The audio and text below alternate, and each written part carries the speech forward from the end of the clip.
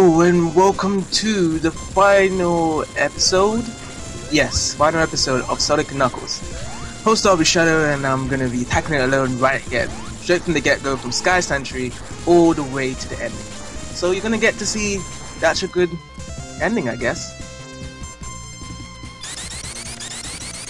Well, yeah. Yes, I am going alone.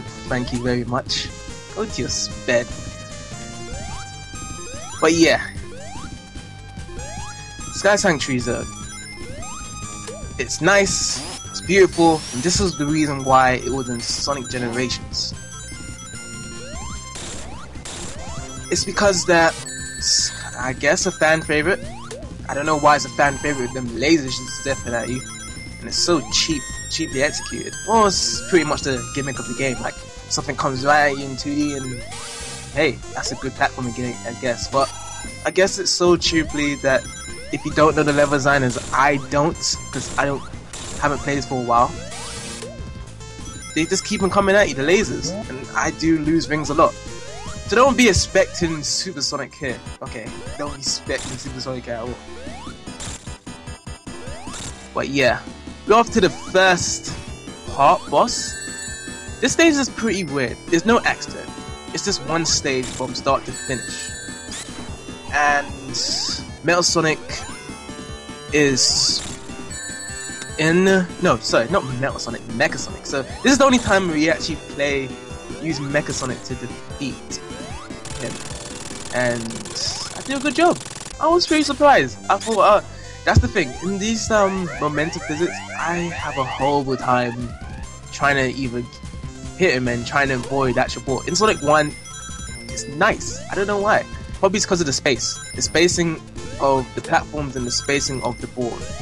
So like the kind of distance you can actually jump away from the ball and the machine, so that rewinds, that doesn't hurt you.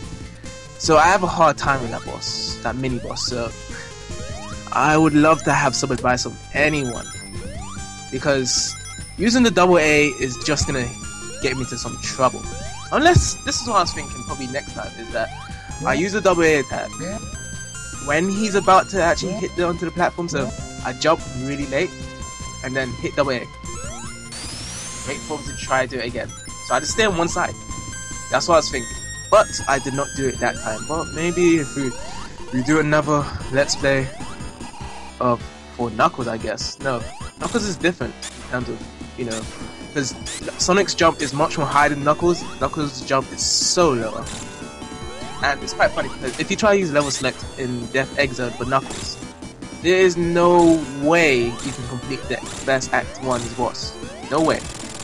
Because his jump is so like small. And yeah, they did a clever job, Sega. So yeah. But anyway, the gimmicks of these stages are: defeat a boss, you go up into a teleporter, as shown before when he was actually getting to this stage, from Hidden Palace Zone to Sky Sanctuary Zone. That was pretty cool. And back again, I'm in another bonus stage. I am trying to find a power-up, I believe. Flame Shield. Cool. So I'm well prepared and I'm good to go whenever the time is. I decide to jump off this special stage. I don't think I was in the mood to actually collect rings, but I was trying to get at least a power-up. Power-ups are always necessary in this game because you just have an extra shield, and for my idea, I don't want to use Supersonic as much as possible. I want to use Supersonic just to progress through the stages a lot more quicker when I do when it's like an enemy that is about to hit me in rings. You'll probably see that in Death Egg Zone. So yeah, back in Sky Sanctuary Zone. Not much else to say. Level design is great. The enemies are annoying and placed in weird spots. In Sonic Generations 1, it was so easy just to hit them because it wasn't placed in weird spots. It was kind of crafted into that spot and you could just see that enemy. Great animation though from Sonic Generation part for the robot. It because it's probably exactly like it. The only thing is like the actual recovery animation of shooting the beams. Doesn't matter though, as shown with this boss, with this robot, is that it shoots straight away, and same with Sonic Generation, it shoots straight away when Sonic's on the screen. But yeah, me personally, for Sonic Knuckles, or should I say Sonic 3 Knuckles, that they was going to try and bring for Sonic Generations, I would have definitely chose Lava Reef Zone, actually. Lava Reef, or something from Sonic 3. Angel Island Zone, yes. Angel Island Zone, but much more harder, I guess. But yeah, people's gonna say, oh, there's opening stages for Green Hill already. So what's the point of having another star on stage? But the thing is, to counteract your argument is that this Seaside Hill, and we've seen Seaside Hill so many times, and it's like just like a Green Hill adaptation for Sonic Heroes then. And they could have done much more better as well with Sonic Heroes. I would have definitely, for Sonic Heroes, for Sonic Generations, I would have definitely put no, not Frog First. I was about to say Frog First, but it was too first, and there's too much first, like type of green environments. Anyway, I would say Final Fortress Zone, or the second to last one, I guess. Can't remember what it's called. Yes, thanks. Egg Fleet. Egg Fleet Zone. That's it. And now we have completed Sky Sanctuary Zone. I should have probably explained the final boss a bit more, but it's just Mecha Sonic coming out, as I said before. And we are into the final stage of the game, Death Egg Zone. Now, Death Egg Zone is pretty much deemed to be kind of like the annoying, troublesome final stage. I don't see it troublesome. I just see it as just a lot of gimmicks that doesn't portray speed at all. It portrays in terms of like cool animations, cool flashy effects, and going through the stage. And it has a funky beat to it. And as I said, it's a great music like sample for this game. I enjoy it a lot. And it's not much about like going as fast as possible. It's about keeping awareness of spikes, little blue balls that shoots at you in sides. And there's not much enemies. They're annoying enemies, yes, but not as annoying as seen from before these stages. As I said, Sky Sanctuary Zone has the most annoying robot enemy in this game. And yeah, as I also to clarify as well, this has the least checkpoints in this game. You're only going to see probably 1 or 2 or 3 checkpoints. You're not going to see more than that. And yeah, this is the time I was like, okay, forget about it. I've shown the special stage to you guys, and you guys should already know what's it to offer, because I already got a bubble shield and I don't really need much rings, because I don't really have the idea to just transform to Super Sonic. I'm going to just kick it back with just normal Sonic, I guess. But yeah, I love the background of it. It's this huge, gigantic, and you're actually in Death Egg. Like this huge creation of what they're designing, and I think pretty much the majority of the fans love this type of storyline the most.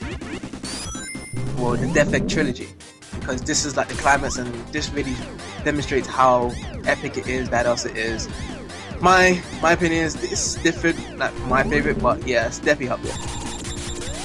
But yeah, we get to see much more annoying elements. As I said, it's not really in terms of speed, it's just normal clever platforming gimmicks that you just don't see much in games for Sonic anymore. And as I said, there's the platform that's trying to pull you off.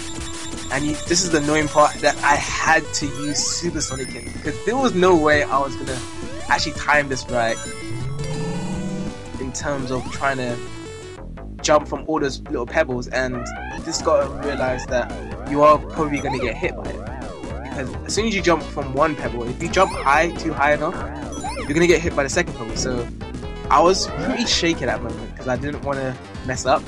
And I actually holded the A button, that's why I actually reached the second pebble that could shoot at me. And yeah, I had to transform to Super Sonic. This part, I can only get in one go. this Let's Play, it takes me a while to get all of it, I have to say. I was pretty disappointed because the actual idea of getting all the yellow switches into red is by just standing in one place, like as now, and just wait for it to keep on rolling up and down, and you would actually get it. But for me, I don't know why I was moving so much, and then I just got kind of twisted a bit, and it made my life a bit much more harder, I imagine. But anyway, we're coming into the first act of Death Egg Zone. I thought it was. But yeah, this is a new gimmick as well. That sound is so cool.